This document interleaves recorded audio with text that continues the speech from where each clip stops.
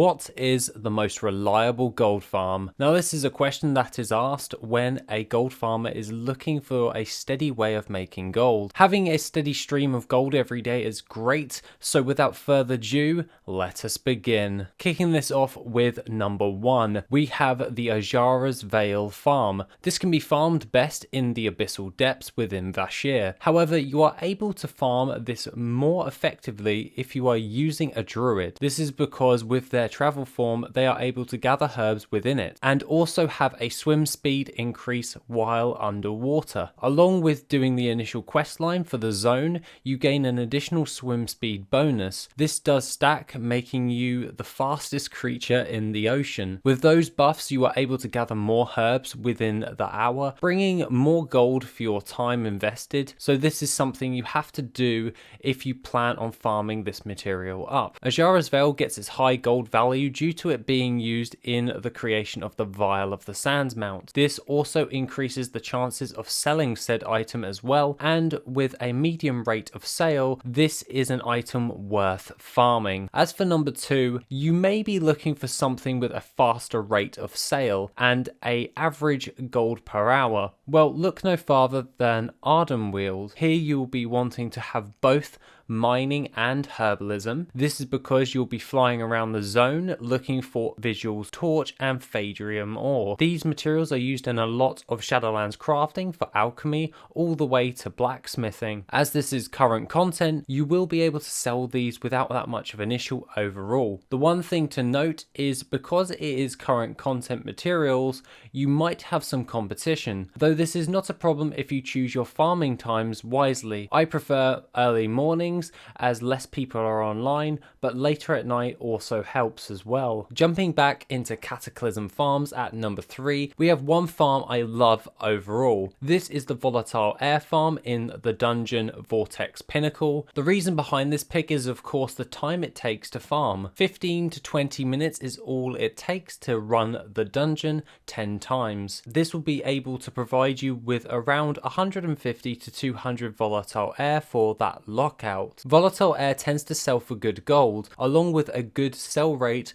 this is mainly for the same reason I stated before for the creation of the Vial of the Sands mount. I recommend this usually to people who tend to not have that much time for farming but still want to gain something, hence why it made it on this list. As for number 4, this will take you over to the Legion expansion. Here we will want to make our way over to Val'sharah and as such enter the dungeon of the Darkheart Thicket. Now this farm is special in a way as you are able to farm more Dreamleaf in a 30-minute run than opposed to a farming session in that very same zone. Make sure that you have at least rank 2 in Dreamleaf before doing this farm for the minimum best return. After the first boss you will find a fair amount of lashes which once slain will be able to be herbed. These mobs will provide a large amount of Dreamleaf and as such if you are running this with your druid you are able to do this while in travel form and also be able to TP in and out of the dungeon for resetting with your Dreamwalk ability. A fun little thing I found doing this farm is if I farm this on my druid and herb in travel form, and I mean if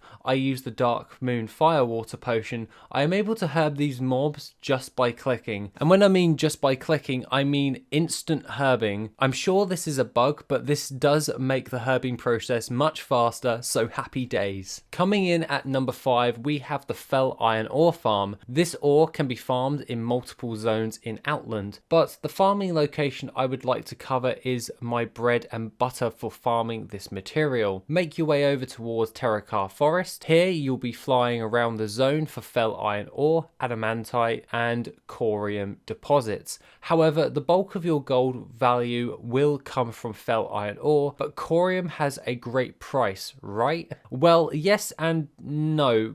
Kind of. Corium ore from a sales perspective is great as it sells relatively fast for rare old world materials. However, this ore is based on RNG and is not highly farmable as opposed to Fel Iron ore. This is why you should be farming for the fel iron ore, and if you get lucky and find some corium, well, that's just a bonus. This then moves us on to number 6 with the Whiptail and pyrite ore multi-farm. Located in Oldham, you'll be able to move up and down the river following around the mountains and back down the river again while farming with mining and herbalism. This provides a lot of reasonable selling items like Whiptail, Volatile Life, Elementium ore and pyrite ore. These all sell relatively well and go for a strong gold per hour, making it one of the best farms and one of the farms I do on a regular basis to maintain a steady flow of gold. If you are searching for a route and any other farming routes, then you are able to get an estimated gold per hour and the farming route from the add-on Worth It if you are not using it already for gold farming. Now, BFA was a bit how do I put it?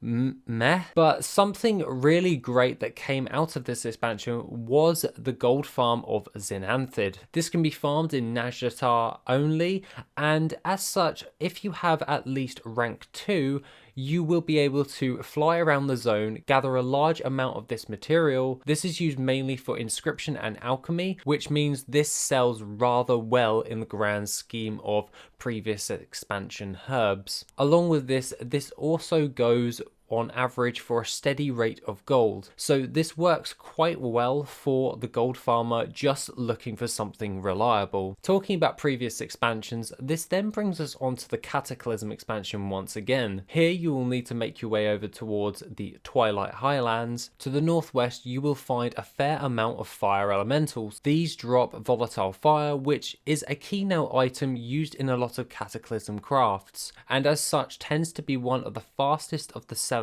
materials from this expansion. This farm can be done by yourself, but is done best in a 5-man group, as the more mobs you slay in this area, the more respawns that you will get per hour. I would highly recommend using the Potion of Treasure Finding for additional chests containing extra Cataclysm materials, equaling in more gold for this farm. This then brings us onto a really great farm, which I have talked about in the past, but needs to be reiterated even today. This is the Titanium ore farm within Wintergrasp. This will require you to have Northrend flying and also mining. You will then want to fly around the zone mining Saronite and titanium ore. These tend to always go for strong gold per hour, and this is one of the most reliable in my experience from a selling of the items. One thing to note is if you are farming while a battle is going on, you will be knocked off of your mount. However, if you have a druid, you are able to negate this. For when the debuff appears, just pop out of your flight form and go back into said flight form,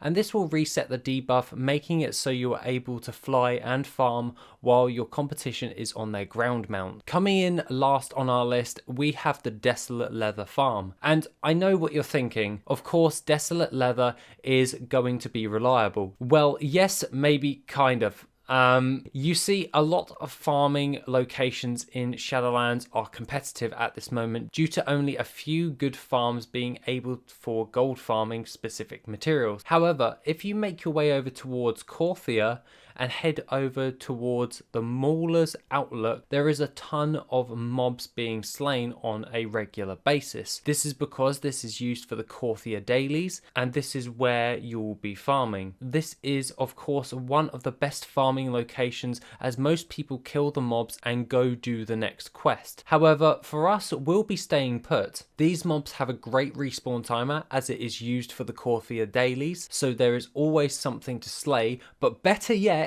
most players will do the work for you. I have done this farm so many times, and I must say I do get lazy and I just run around after people taking down the mobs and skin them as they are just leaving them there. So in short, less work, steady gold and fast sales. That is why it is at top of the list. Other than that, guys, have a wonderful rest of the day, and I shall see you in the next video, which will be soon.